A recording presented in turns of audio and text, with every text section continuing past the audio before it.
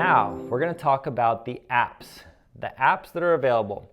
And in order to talk about apps, I need to go back to the very beginning of my presentation where I'm on the Android tablet version of this. Do you remember how to get there? That's right, this very first button will always get me back to the Android tablet. So let's talk about this. We've got my most recent stuff over here. We've got my favorite apps. If I want to, along the bottom, I've got Files, Apps, Input, and Screen Share.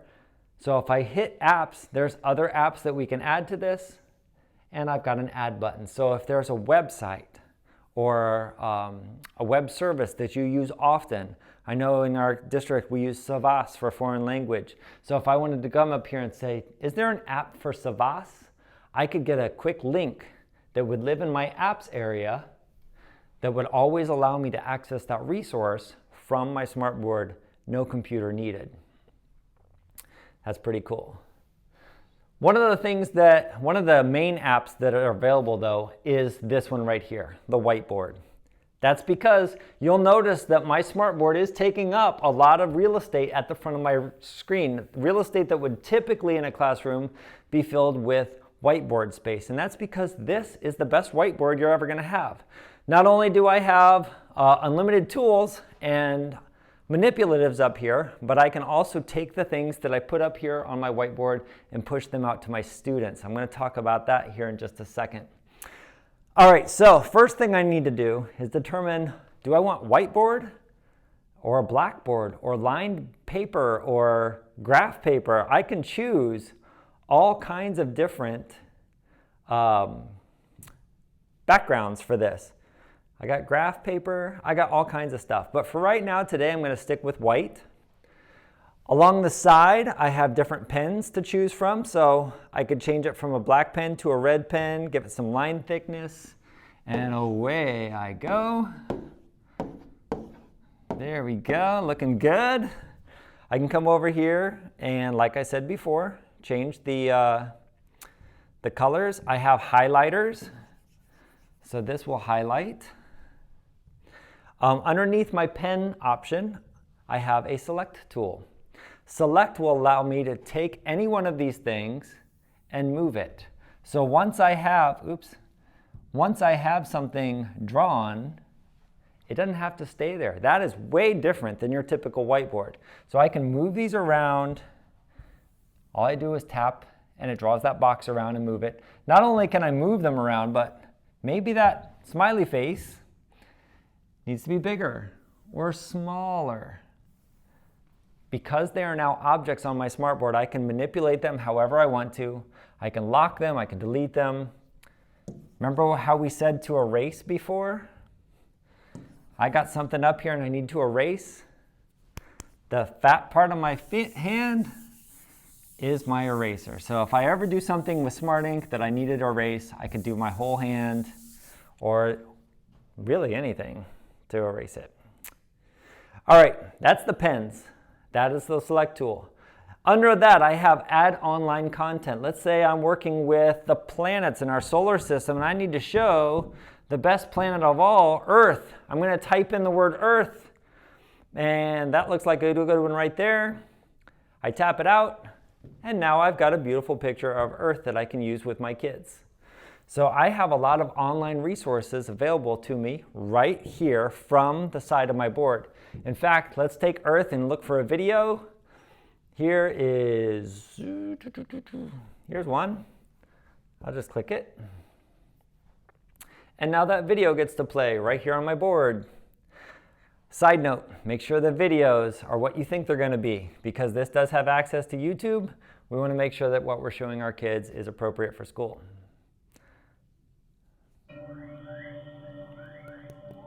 Origins of the Earth. Notice where the volume is coming from? It is coming from my room speakers. It is not coming from just the speakers that are up here, which is kind of cool. Now, I don't need to show the rest of that. I can just delete that. So I'm going to take that off. So I've got my pens, selection tool, online resources. The next one is widgets. I'm going to skip that for now. Yeah, I'll skip that for now because it's blank. I have an undo button, but down below, I have what looks like a PowerPoint slide advancer. That's because I actually have on my whiteboards different slides open.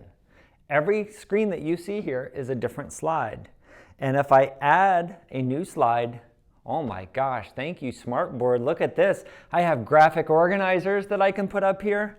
I have all kinds of manipulatives that I can put up here. So if I'm in a classroom and I'm looking for a Venn diagram, I have an instant Venn diagram. I have my pens, and this is the difference between healthy food and junk food. And I'm going to put raisins right in here in the middle. Are raisins a junk food? I don't know. They could be. They have a lot of sugar in them. But you see what I'm doing. Now, I'm going to blow your mind once more. I know that I'm making the Smartboard really work for me here. But one of the benefits of this is that this is going to blend really well with Smart's online version of Smartboard also. Underneath the left rail here, there is a little dot that let me sign into the board. And all I did was sign in using my office credentials. For me, it was my name at osceola.k12.fl.us. Those are our Microsoft credentials. Once I'm signed into the board, what I can do is click the second button here and allow anybody that I want to able to come and see what I'm doing on the board if they go to hellosmart.com and type in my code. Our students have access to this board from their class link. So if they go to class link and type in this code, they are now seeing my Venn diagram. Not only are they seeing my Venn diagram, but I can give them access to add what they want to my Venn diagram. If I don't want them to all add collaboratively to mine, I can go out here and I can take the slide that I'm working on and I can make just this slide, push it out so that every student has their own copy of the Venn diagram. And I can go around to each and every one of them as if I went to standing at the copy machine and make their own activities from what I'm doing up here. Think about what I just did. If I have the ability to do I do, we do, you do, at a moment's notice with anything that I throw up here on the board, I've got something now that's really, really special. So keep that in mind. I know I'm filling your head with lots of possibilities, especially if you've got substitutes going on, but I don't have time to spend a whole lot of time going over Smart Learning Suite online. There is a whole nother Canvas course on that. Just know that if I want to integrate with Smart Learning Suite online, I got a button right here that lets me do whatever I want with that content right here from the board. Now, I have two different things up here today. Notice that if I go to a new whiteboard, and this time I'm going to play tic-tac-toe just to put something different up there. Boom, boom, boom. All right, tic-tac-toe. Yep, we're going to do a great game here. You know what? Next day I come in and I'm going to click whiteboard and I'm going to draw. My drawing, I know, is horrible, but bear with me. This time I'm going to draw stars. All right, so now I've got 3 different class periods of content. What did it do here? It put each one of those 3 different class periods on a different whiteboard for me. Here's my earth, here's my computer stuff, here's my tic-tac-toe, and here's my stars. Now all of that is under a column called recents.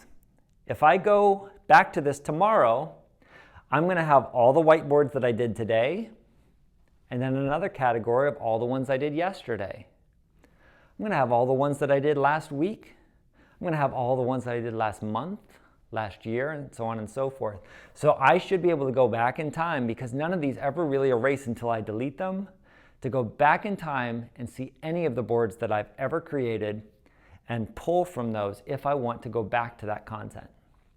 Up at the top, you see that I'm storing my boards right now in the board files, but I can switch over to my Smart Learning Suite files if I want to, or my downloads. That's right, I could put a USB drive into the front of this and actually have files on there that I'm using.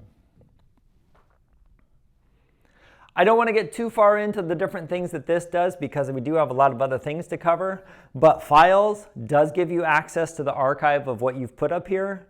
The apps area does give you access to different apps that you can put on this, basically an Android tablet, including anything that you would want to come back to quickly. Like I said before, like Savas or Math Nation, you could just put that app on your board and not have to run it from your computer.